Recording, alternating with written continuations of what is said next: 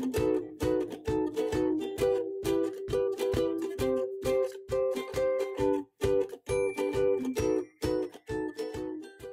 guys, it's Sam and I'm back with another video for lawnfawn. Today I'm making a card with the new Critters in the Desert stamps, Critters in the Desert Coloring Stencils, and the Flippin' Awesome die set. I stamped all of my images, and instead of doing my usual, which is coloring with Zig Clean Color Real Brush markers, I am using these coloring stencils that are new from lawnfawn. And can I just take a minute and tell you, game changer. 3 exclamation points behind that. These stencils literally make coloring so easy. I was so impressed. I wasn't skeptical going in. I knew they were going to work, but I didn't realize how satisfying the result would be. So I'm in love with these coloring stencils. I got to tell you, it combines everything that is my favorite of card making, which is coloring images and ink blending. Hello, this is a match made in Sam heaven, 100%. I'm heart eyes over these coloring stencils, and I hope you give them a try. And if you do, please let me know if you love them too, and let me know if you have any tips. And I'm just so excited for everyone to try it. Okay, so I started by doing the road runners for my image, my card, and I used Blueprint, Sketch, and Mermaid Lagoon for the body of the road runner, and Wilted Violet for the wings and tail feathers. I did forget to show, because this is new for me and I'm not using Zig markers, I did forget to show the colors I was using, but at the end of my ink blending of all the images, I show what I used for each image. You will see I have many road runners here, and you may be thinking to yourself, why?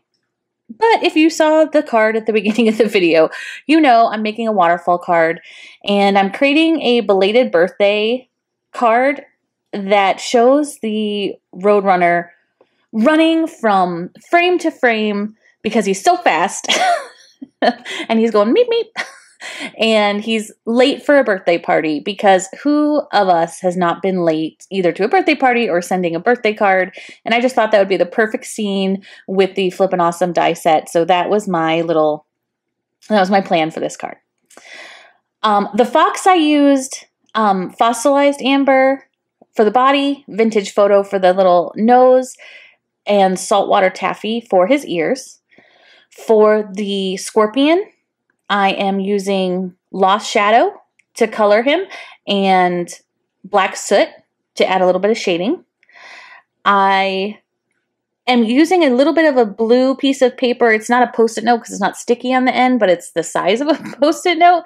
And I'm just putting it at the edges of my coloring stencils to avoid any ink blending that gets on the side, because I don't have a small ink blending tool. These are large rectangles. I wanted to make sure I didn't go over what I just beautifully ink blended so flawlessly with a color that maybe necessarily wouldn't have gone there. I highly recommend, if you are going to invest in coloring stencils, picking up a few smaller ink daubers, maybe like for your finger, or little pens that have the ink dauber top. Because these images are smaller, these large rectangle ones were hard to use, and you'll see me going back and forth. Sometimes I don't even put my little rectangle ink square on my ink blender. I just use my finger holding the blending part, because I wanted to get in all the nooks and crannies. For the cacti, my bad, so sorry. I used Twisted Citron for most of it, then a little bit of mowed lawn on the bottom, and pine needles at the very, very bottom, with vintage photo for the little pile of dirt. Next, I'm doing the tumbleweeds, and please forgive me. I know I called them tumbleweeds last time, and I was corrected on what they actually are, and I did learn something and instantly forgot it when I was doing this narration.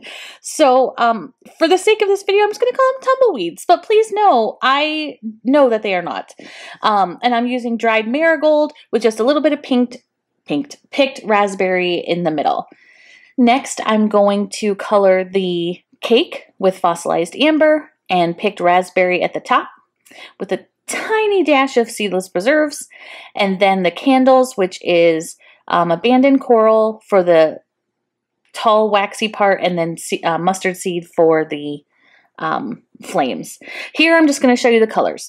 Mermaid Lagoon and Blueprint Sketch, Wilted Violet for the Roadrunners.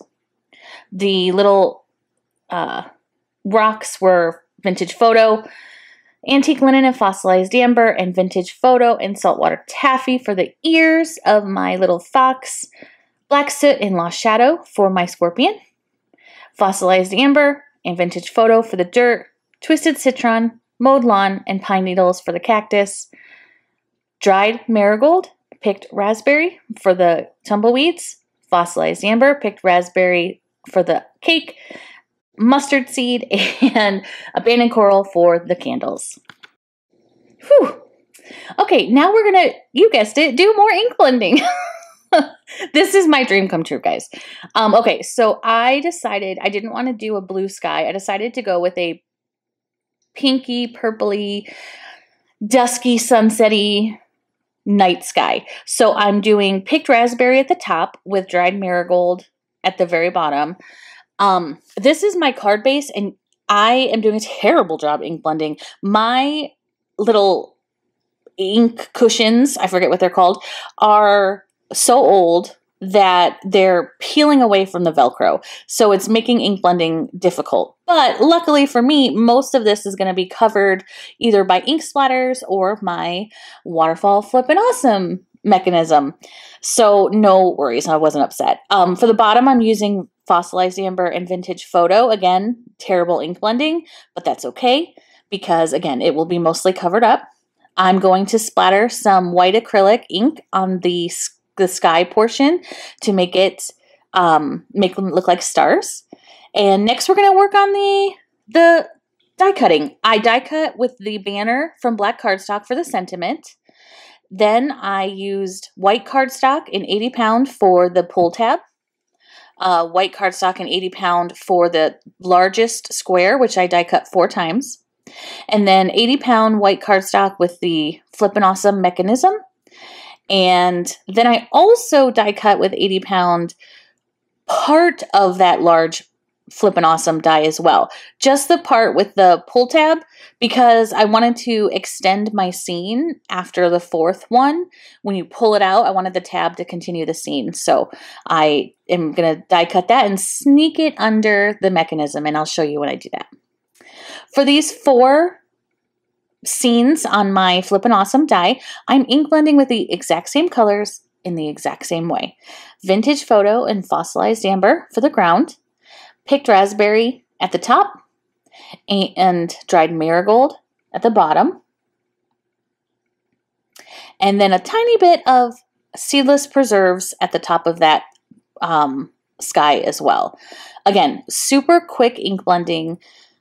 I am going to cover up some of the sky with more stars, and it's a desert, so if the ground isn't completely blended well, then I was okay with that. I was okay with that too. Plus, there's such little squares that if anyone was going to have a problem with it, then that's their problem, not mine, because I'm happy with it. I'm going to use, again, same colors for this partial die cut of the large Flippin' Awesome mechanism. Seedless preserves at the top, picked raspberry at the top, and dried marigold at the bottom with fossilized amber and vintage photo for the bottom. And again, this is just going to elongate my scene. And it's actually going to be where the birthday party takes place. Spoiler alert.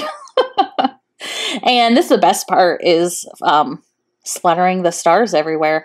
And I am just using white acrylic ink a little tiny bit of water and a paintbrush and splattering it all around, and then I set it aside to dry. So while it's drying, I decided to heat emboss my sentiment, and I'm using the pre-cut banner from Black Licorice Cardstock that I showed earlier. It is going to be heat embossed. The sentiment is going to be heat embossed in white, and it's going to say, "For your birthday." And the rest of the sentiment will go on the inside of the card. So now I'm just using the main die part of Flippin' Awesome, and I'm folding along all of the perforated lines. I'm going to fold them one way and then flip it over and fold them all the other way. There's also 2 tabs at the end that I'm going to fold over and make sure they're nice and creased. And then we can start putting our card together, which made me realize I needed to figure out how to have my cards. So I set up the 4 panels how I wanted them to look, and because I wanted the Roadrunner to look like he was speeding off for a late birthday, I decided to do the cactus and the little tumbleweed in the same position on each little square, and then just move the Roadrunner in the position on the card so it looks like he's running past. And now I'm going to attach them to my card. So first I'm going to do some adhesive for my last scene, then 1 line of adhesive in between each perforated line we folded, and that I'm just going to put them down in the order that I want them. And then I'm going to use really sticky tape for the tabs of my mechanism, fold it over, and this is where I'm like, yes, this is where I need to add my extra little piece that I had decorated. So I'm attaching it to the inside of the mechanism when it's folded, so that when you pull it out, it extends the scene. And I'm only attaching this piece to that card front with those 2 tabs. And I'm going to add a tiny bit of dabs of glue because I really don't want them to go anywhere. And as you can see, it works perfectly. Yay! And I have all the scenes lined up with the ground and the sky from the back of the card to the waterfall portion of the card. And next I'm going to finally create the party part of this card.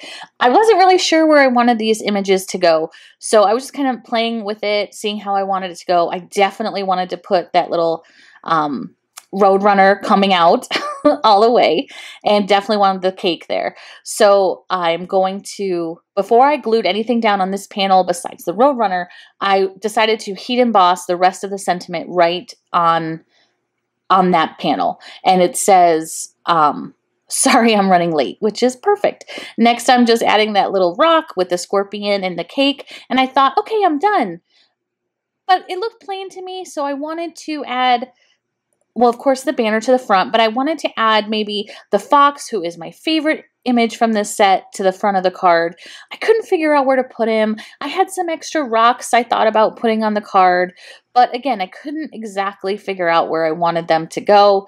So I played around with it a little bit, kept making sure that the mechanism works, and it does, and I love it.